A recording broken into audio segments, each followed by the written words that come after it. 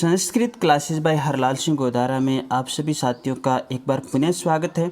साथियों, रीट 2022 से संबंधित आंसर की पर जो आपत्ति लगाने की चर्चा चल रही है और आपत्तियों के प्रश्नों की संख्या है वो भी खूब बढ़ती जा रही है।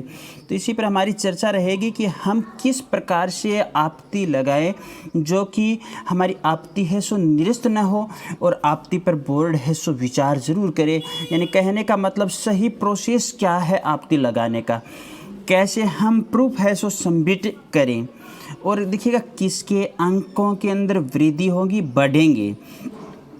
नॉर्मलाइजेशन पर बोर्ड से जो बात होती है बोर्ड के कर्मचारी से, उन्होंने क्या कहा है, कड़वी सच्चाई है। हाँ, कुछ साथियों को बुरी ज़रूर लग सकती है किंतु यह एक सही हकीकत है। साथियों, आप लोगों से आग्रह यह रहेगा कि अगर आप चैनल पर पहली बार विजिट कर रहे हो तो चैनल को सब्सक्राइब जरूर कीजिएगा, पास बनी बेल आइकन को प्रेस कीजिएगा, साथ ही साथ वीडियो को लाइक और शेयर जरूर कीजिएगा क्योंकि इस पर जो भी सूचनाएं आपको दी जाएगी सो विश्वसनीय रहने वाली है। आइए पहले हम प्रोसेस को देखते हैं, उसके बाद नॉर्मलाइजेशन पर चर्चा करते, अंकवृद्धि पर चर्चा करते हैं। यहाँ पर हमें देखिएगा एकदम बोर्ड ने जो बताया है और मैंने आपत्ति के लिए वेबसाइट पर ओपन करके भी देखा है। ये सर्वप्रथम हमें क्या करना है, देखिएगा ऑब्जेक्शन ऑन आंसर की लिंक जो दिया गया है उसको ओपन करते ही हमारे सामने रोल नंबर, जन्म दिनांक और उसके बाद में कैप्चा आते हैं, 3 आते हैं।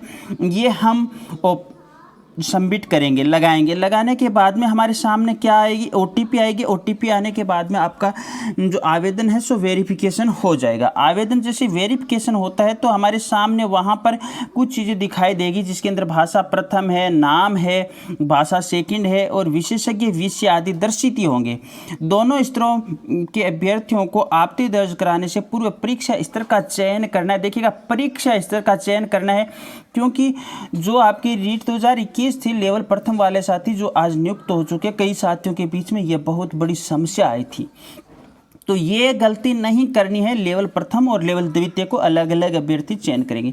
फिर अभ्यर्थी को अपनी प्रश्न पुस्तिका सीरीज व कितने प्रश्नों पर उत्तर पर आपत्ति दर्ज करानी है की संख्या दर्ज करनी है। सबसे पहले आपकी जो सीरीज है प्रश्न पत्रिका, वो सीरीज अगर ए है या बी है या सी है जो भी, और कितने प्रश्नों पर आपत्ति लगानी है तो यह हमें निश्चित कर लेना है कि हाँ जी मैं 1 प्रश्न पर आपत्ति लगा रहा हूँ, मैं 2 प्रश्न पर लगा रहा हूँ या 3 पर लगा रहा हूँ। अगर कोई मान लीजिए 5 प्रश्नों पर आपत्ति लगा रहा है तो 5 × 300 रुपये आपकी फीस है, 5 × 1500 रुपये का आपका चालान कटने वाला है।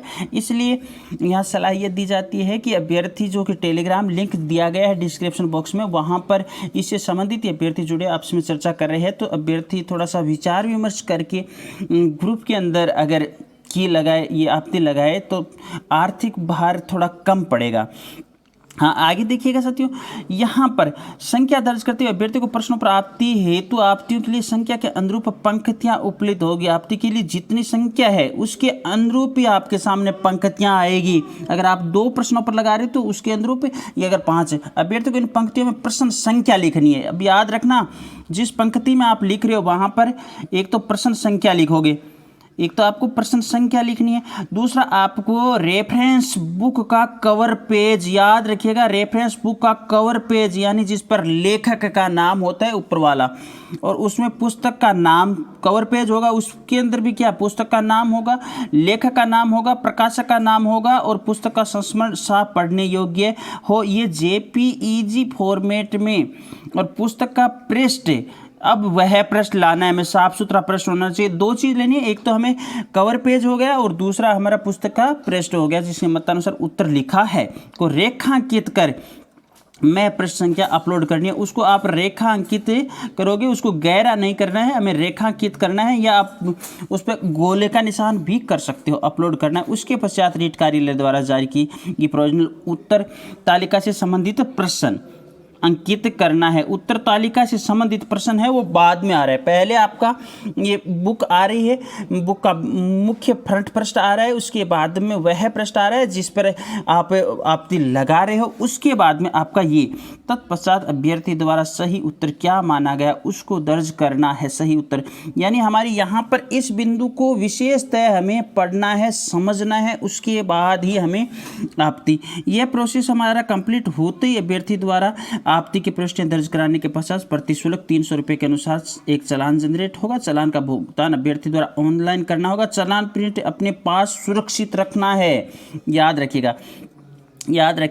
भुगतान नहीं किया तो आपत्ति कंप्यूटर में दर्ज नहीं होगी, इसलिए भुगतान जरूरी है। चालान जमा के पश्चात अभ्यर्थी को उसके द्वारा प्रश्न की गई आपत्तियों पर प्रिंट, जिसमें अभ्यर्थी द्वारा दर्ज की गई आपत्तियां, ये प्रिंट लेना अनिवार्य है। ऊपर ऑप्शन दे रखा है, एक बैक ऑप्शन है, एक प्रिंट ऑप्शन दिया हुआ है, मैंने अभी देखा है। अभ्यर्थी द्वारा आपत्ति हेतु दिए गए प्रमाण प्रमाणिक पुस्तकों से होने चाहिए, गाइड पासबुक आदि नहीं है। अब कई के साथी कल मुझे टेलीग्राम पर पूछ रहे थे, संजीव पासबुक का उदाहरण दे रहे थे, तो संजीव पासबुक है वो मान्य नहीं है, गाइड है वो मान्य नहीं है। आपके पास हिंदी ग्रंथ अकादमी की कोई भी पुस्तक हो मान्य है। आपके पास हमारे जो कॉलेज में लग रही है, जो माध्यमिक शिक्षा बोर्ड में पुस्तकें लग रही है, वो सब मान्य है। उसके अलावा एक सूची है, वो पुस्तकें मान्य है। तो दोनों स्तर के अभ्यर्थियों को अपनी परीक्षा स्तर का चयन करने के पश्चात पृथक ऑनलाइन आपत्ति दर्ज करवानी है। अभ्यर्थी किसी भी प्रश्न पर एक बार ही आपत्ति कर सकता है, याद रखिएगा, एक अभ्यर्थी है वो एक बार ही आपत्ति कर सकता है। अब साथियों, आपके कुछ सवाल ये रहते हैं कि सर क्या आपत्ति लगाने वाले को ही बोनस अंक का फायदा मिलने वाला है?